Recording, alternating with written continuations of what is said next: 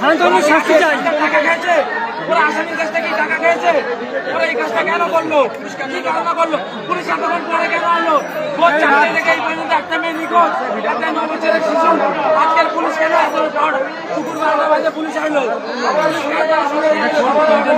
সময় সকাল থেকে কোথায় ছিল পুলিশ? কালার কথায় চুপ করেছিল। আজকে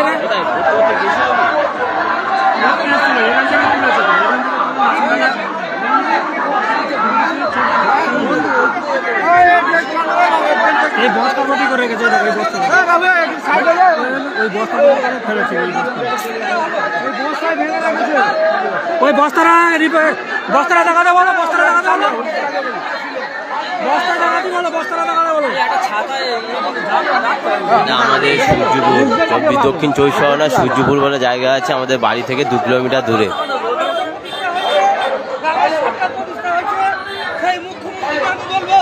আপনি কি জবাব দেবেন?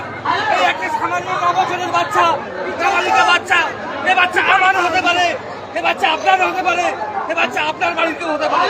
আপনি কি বিচার দেবেন? এইটা মানুষ হিসেবে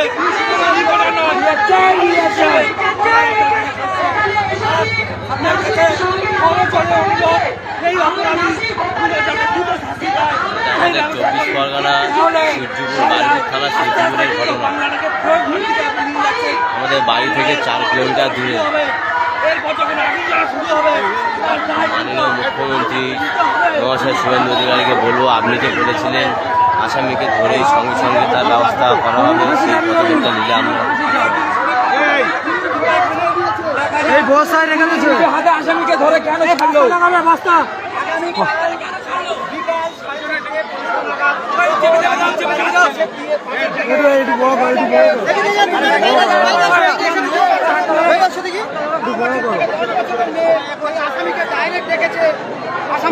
ছবিরা যে 10 বছরের বাচ্চাকে রেপ করে মেরে দিয়েছিল, এই বাচ্চাটা ছিল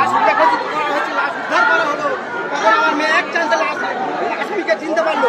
সেই আসামির বাড়ি থেকে আসামিকে যখন পুলিশের হাতে, প্রশাসনের হাতে তুলে দেওয়া হলো, সেই আসামি প্রশাসনের হাত থেকে বেরোয় কিভাবে? এটা কোন সরকারের রাজ্যে চলছে? জালিম সরকারে, পুরো জালিম সরকারে শুভেন্দু অধিকারী এর বিচার দিতে হবে। কি বলেছিলেন বিচার দেবো, তাহলে আজকে এটা কেন হলো, কি কারণে হলো? আচ্ছা, ভাগাভাগি করার জন্য এরকম